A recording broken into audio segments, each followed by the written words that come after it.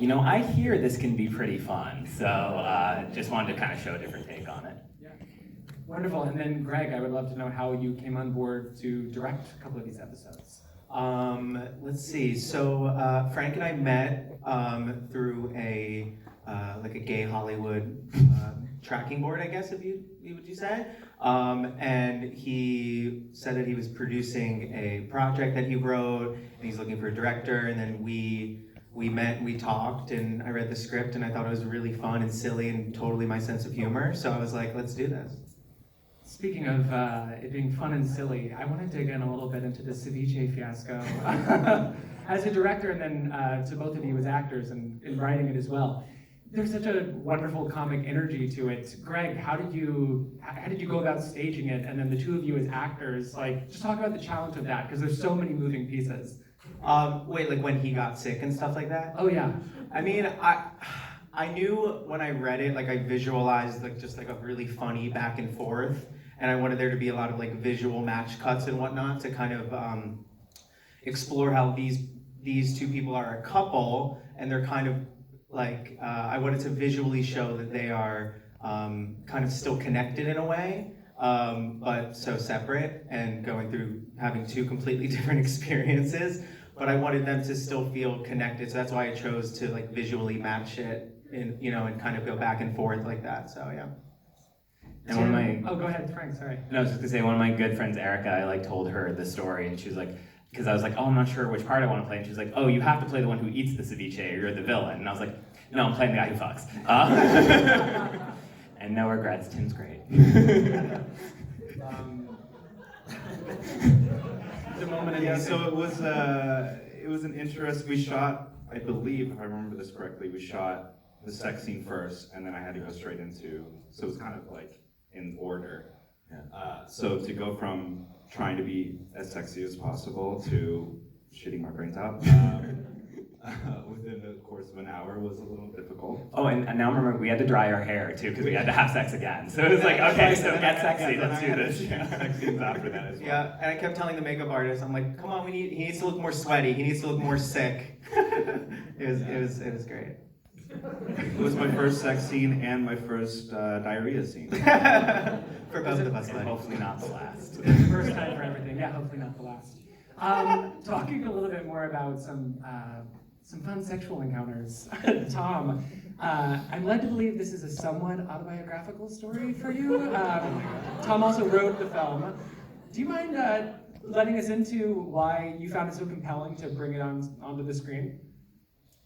Well, it happened on like a Monday night, just a standard grinder hookup that kind of like brought the fourth wall of sex down on me, and I was like, that was so weird. And then retelling it to all my friends, like, it's kind of funny because in some ways it's like really touching what he said to you. It's like, wow, gay men are so rancid with intimacy, so I wanted to kind of show how, like, sometimes when you're on a grinder hookup, you're like emotionally blanching yourself and then cosplaying as heteros. I was not sure.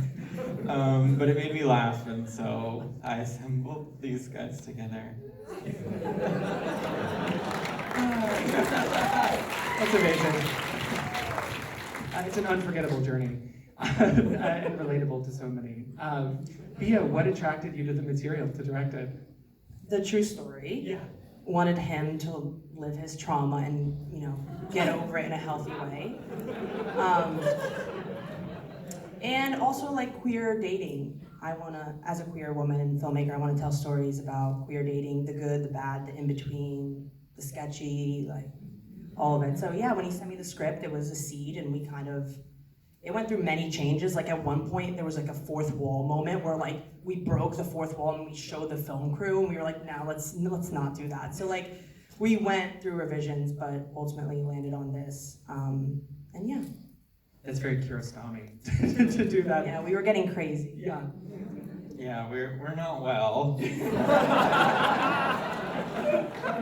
But one thing I love about the film so much is how it is sort of sidestepping our expectations at every moment, which sort of gets into that in-between place you're talking about. And to our problematic top, I have to ask your thoughts upon reading this character. What did you think when you read it? And Did you have any reservations about playing such a particular guy? Well, I read it because Tom was like, you should just read this. Like, what do you feel about it? And I was like, oh my god, it's hilarious, lol. And then, oh my god, sorry it happened to you that. But I was like, oh, this is really funny. And then I just got a text, I think I got a text message or something being like, what if you played that one? And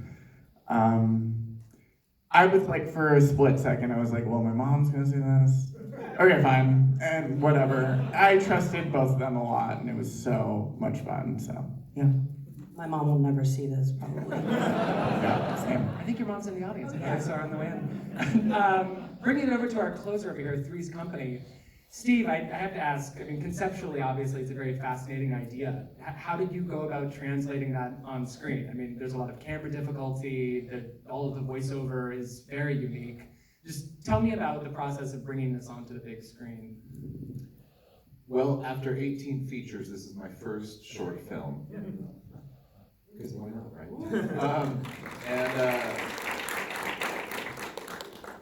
I mean, there was a lot more. I don't know how long we filmed, but it was not, you know, it wasn't like whatever. But it wasn't. I mean, I think the most challenging part was just the heat, because we were in Hawaii and it was really, really hot. I mean, Jonah, like, they almost passed out, you know, a couple times. But you know, just as far as like capturing, it's one thing to capture simulated sex. It's another thing to capture actual sex.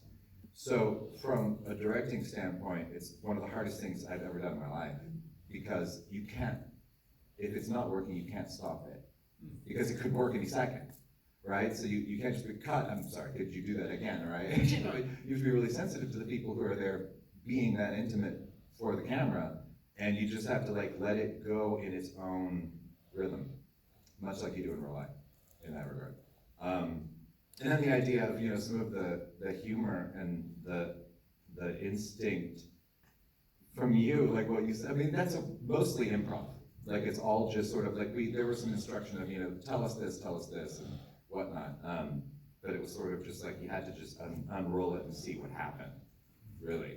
So it was a fun sort of exploration. Yeah, and Jonah, I mean, can you explain what it's like to be in that scene with Romeo and then also be inviting the audience into it? Because it is so atypical. You know, what is that pressure like on you, and what are you thinking in the scene? Yeah, it's very much trying to figure out, like, what am I experiencing right now? Is that interesting enough to tell somebody about? I also just have to say something right now. So sometimes it was, cool, I'm feeling this intense emotion or this intense physical feeling that I can articulate, or I'm gonna try and describe the taste of the color of his cum. That's weird, but that's what we're doing now. Or like, I hear crickets in the trees. Fuck, that was a dumb thought. Yeah, but just have to run with what I was experiencing in the moment and know that somebody was gonna come back to it later. Yeah. And figure out what's useful, what's not, and what, because of the flow of things, exists there in a place of strange but a real thing that happened. Cool. I want to throw it over to the audience before we wrap it up here this evening. Does anyone in the house have any questions?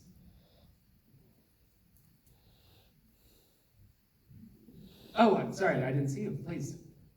Yeah, so I was curious for each project, like, what did you want to say about intimacy, or like, how did you want to position your voice for it? That's a fantastic question. So for each of you, how were you trying to approach and express intimacy in your work? What were you trying to say? Let's kick it off. Yeah, that if it's intimate for one person, it may not be for the other, and that there needs to definitely be an agreement, but not potentially. I mean, their agreement to meet up didn't equal the agreement going forward. So like, all jokes aside, like, this experience is uncomfortable, and intimacy is about both people being on the same page. Steve, how about you? Yeah, absolutely. Well, I think for me it's about conscious sex.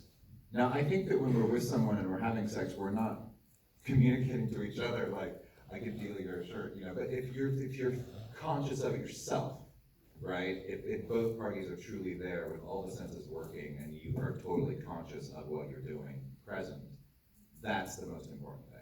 So it's sort of like for somebody who's never had conscious sex, and usually has unconscious sex, which happens a lot in this town. It's important to just stop and say, hey, I gotta be present now, and really think about, the crickets outside might be funny or ridiculous, but if I'm hearing them, it's gonna bring me into this moment with this person in a stronger way. Frank, how about you? Yeah, absolutely. I think I've just been really inspired by the candor of certain shows like web series like Hunting Season, and then, shows like Bonding on Netflix where they portrayed gay male sexuality so candidly in a way that I wasn't used to seeing. So I was trying to bring that back a little bit. And I think one of the most telling things about it has been I've talked to, so Matt's parents, my boyfriend, and my parents have seen it. So I like to say open to it, fun for the whole family. But also, it was interesting getting their perspective where I was like, just out of curiosity, how much sex do you think was in it? And so over the course of the first 40 minutes, there's 6 minutes, and they're like, oh, 20, 25 tops. So I think people are very much exaggerate the amount of queer sex in their heads, and I was like, this is exactly the reason why we need to show this a little more so people can normalize it a little bit. We need to normalize male sexuality, female sexuality, puking, fisting, all of it needs to be normalized. That's the perfect way to end this. As a round of applause to that. And I will ask one quick question of you, Frank, just because it's an episodic series. I want to make sure that everybody here knows where they might be able to watch it in the future, or what they might be able to expect in the future episodes when they do get to watch it. Yeah, so we have a lot of fun guest stars in upcoming episodes, like Laganja Stranja is in episode 3. We have Manila Luzon in episode 5, Pandora Box in episode 6. We have a lesbian sex scene in episode 5 to a very, it's not slow-mo like you normally see, but it does play to a very slowed down mass seduction by St. Vincent, a la Beyonce's Crazy in Love from 50 Shades of Grey, so get excited. Well, I just want to take this moment to thank all of you so much for allowing us to share your work here at Outfest Los Angeles and for these incredible depictions of sex positivity in the work, which we don't see enough of. So thanks so much to the three projects here. And thanks so much to all of you for getting out tonight. Thanks for coming, everyone. Thank you.